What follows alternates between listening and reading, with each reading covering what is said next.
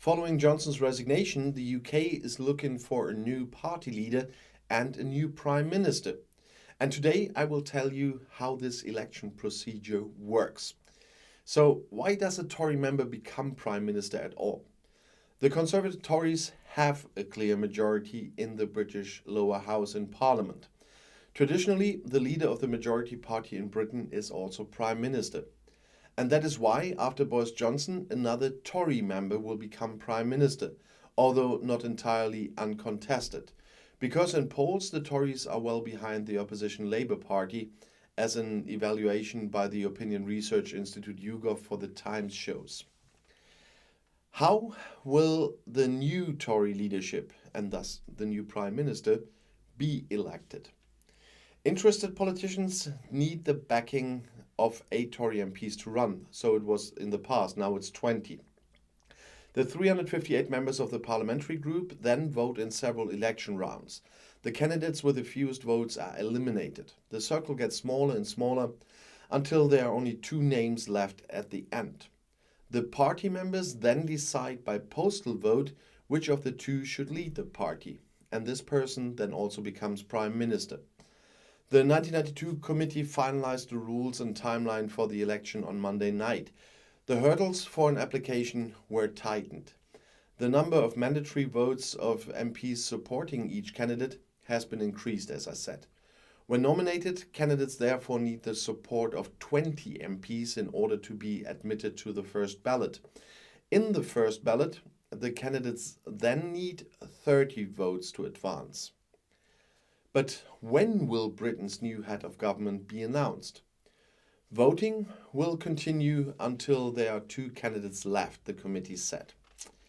And who is running for Johnson's successor? So far, 11 Conservative candidates have thrown their hats in the ring until I started filming this video.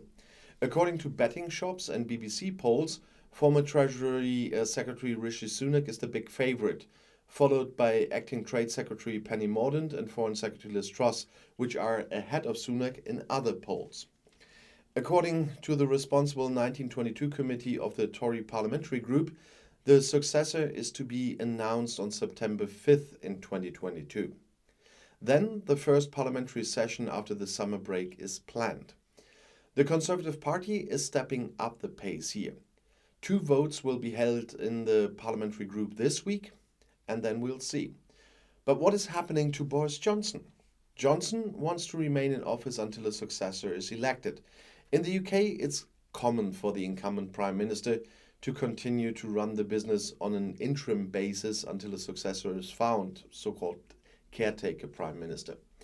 At the center of the election campaign are questions about tax cuts to relieve consumers in the face of skyrocketing inflation, how to deal with the EU after Brexit, and immigration policy.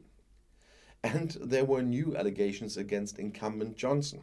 In 2008, when he was mayor of London, he allegedly encouraged a young woman's application for a job at City Hall, who in turn accused him of using his office to have a sexual relationship with her.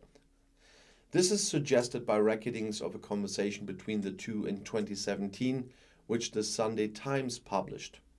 When asked by the newspaper, Downing Street pointed out that the allegations predate Johnson's time as Prime Minister. In addition, one does not want to comment on the private life of the Prime Minister. Well, he was Mayor of London and not very private there. But so, one scandal after another. I'll see you in my next video. Schau rein.